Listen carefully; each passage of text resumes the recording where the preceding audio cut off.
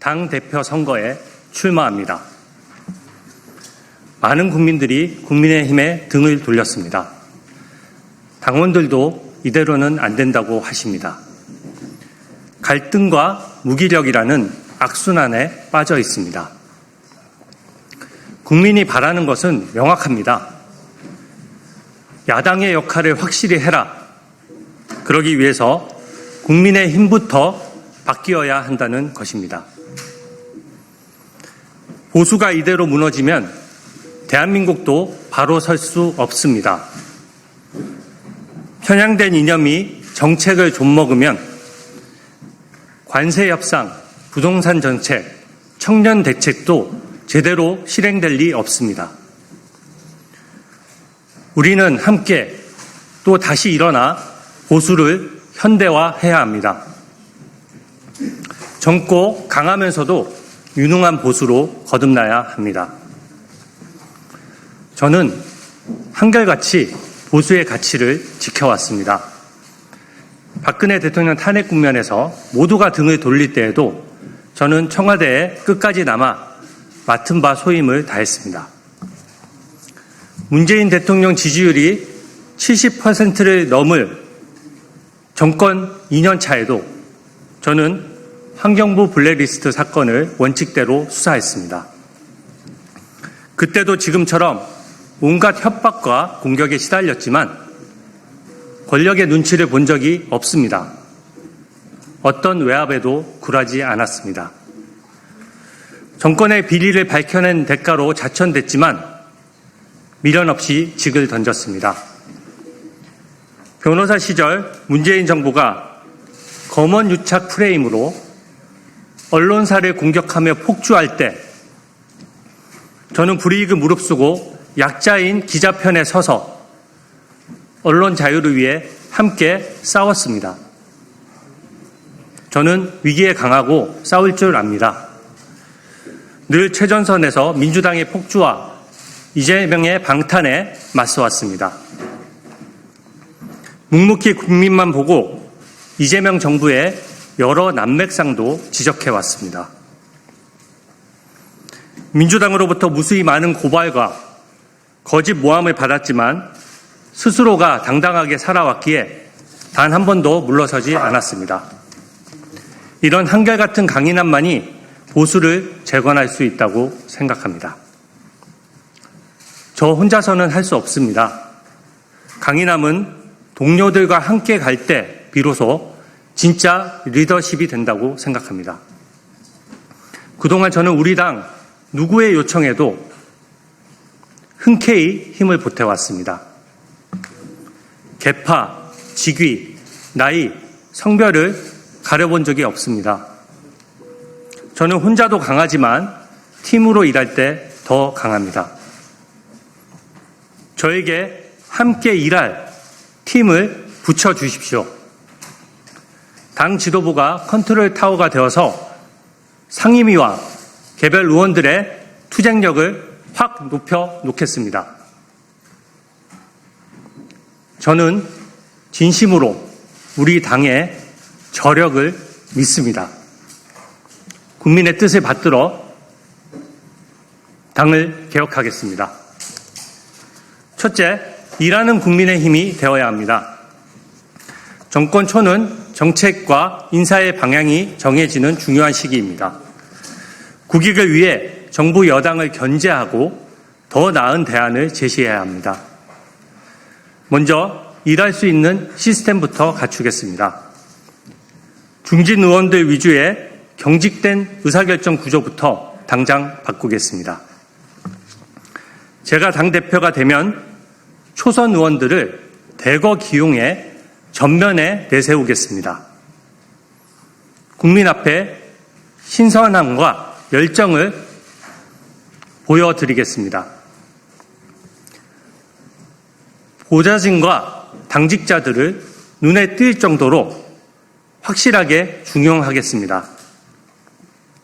갑질이 아닌 수평적 파트너십으로 시너지를 내고 민주당과도 차별화할 것입니다. 남탓 공방으로 분열할 것이 아니라 새 일꾼을 발굴하는 것, 이것이야말로 진정한 인적 쇄신이라고 생각합니다. 일하는 사람이 힘나도록 신상필벌 원칙도 확립하겠습니다. 제가 당대표가 된 후 일어나는 해당 행위에 대해서는 그 누구보다 단호하게 대처해서 기강을 잡겠습니다. 둘째, 민주당과 차별화된 정책으로 대한민국 미래를 지키겠습니다. 특히 청년 대책과 지방 균형 발전에 집중하겠습니다. 청년에게 빚을 떠넘기는 데 급급한 민주당은 절대 못할 일이기에 우리 국민의힘이 해야 합니다. 대기업의 20대 비중은 불과 2년 사이에 25%에서 21%로 급감했습니다. 청년의 사회 진출이 늦어지면서 청년의 이해관계를 대변할 통로는 점점 좁아지고 있습니다. 청년 일자리와 주거 문제부터 해결해야 출산율도 회복될 것입니다. 국민의힘은 2030 세대의 절박한 목소리에 더 귀 기울여야 합니다. 청년의 권익을 대변하는 그런 정당이 되어야 국민의힘의 미래가 있습니다. 지방의 인구 유출과 수도권의 과밀화는 정말 심각한 수준입니다. 현재 대한민국처럼 수도권에만 몰려서 한정된 국토만 이용하는 나라는 세계적으로 없습니다. 지방에 양질의 일자리와 인프라를 많이 만들면 수도권 과밀화도 막고 덩달아 수도권 집값도 잡을 수 있습니다. 획기적인 수준의 지방 균형 발전이야말로 대한민국의 경쟁력도 살리고 국토도 고루 활용하는 길이라고 확신합니다. 셋째, 민주당은 절대 하지 못할 개혁부터 추진하겠습니다. 차별화 전략입니다.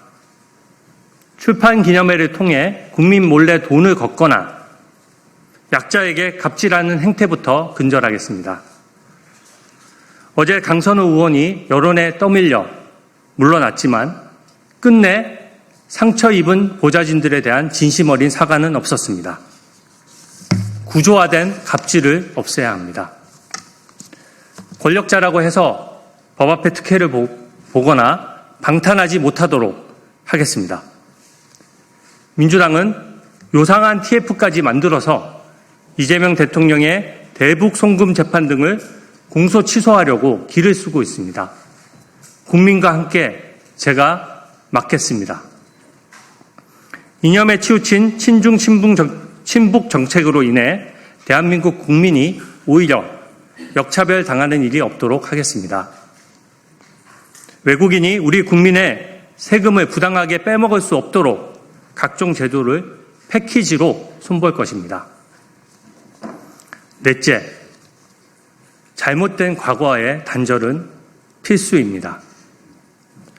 계엄을 옹호하거나 전직 대통령의 복귀를 주장하는 것은 우리 당의 확장성을 스스로 가두는 것입니다. 과거에 얽매일수록 선거 패배는 반복될 수밖에 없는 구조입니다. 당과 윤 전 대통령 모두에게 도움이 되지 않습니다. 윤 전 대통령도 그 사실을 알기에 당에 부담을 주지 않고자 자진 탈당을 했던 것입니다. 전직 대통령이나 현직 대통령이나 법 앞에서는 누구나 평등합니다. 절차의 적법성은 보장받되 특권은 누릴 수 없고 마음에 들지 않는 결과도 수용해야 합니다. 이것이 국민의힘이 민주당과 본질적으로 다른 부분입니다. 우리는 여당으로서 역할을 제대로 하지 못해 정권을 잃었고 대선에서 패배했습니다. 과거에 책임 있는 분들이 당을 앞장서서 이끌 수는 없다고 생각합니다.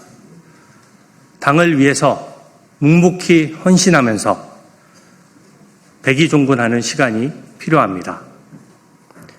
그렇다고 해서 인적 청산만을 강조한 나머지 당이 쪼개지거나 개헌 저지선을 위협해서는 안 됩니다.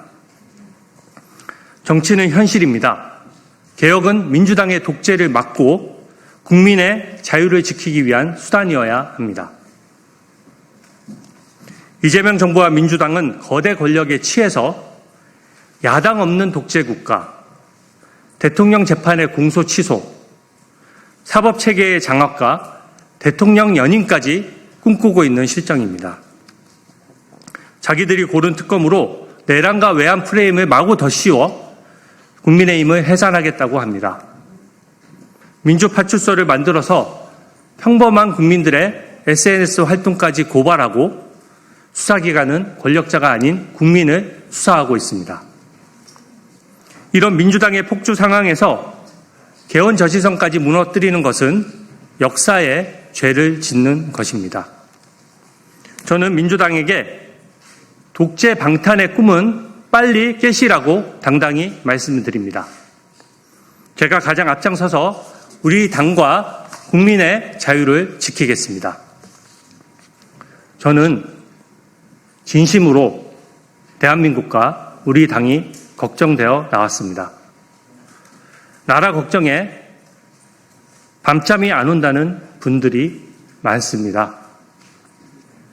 저는 국민의 눈높이를 금과 옥조로 새기고 당원들과 함께 뜻을 모으면 해낼 수 있다고 판단했습니다. 살아가는 우리 당을 반드시 재건하고 젊고 강한 대표가 되겠습니다.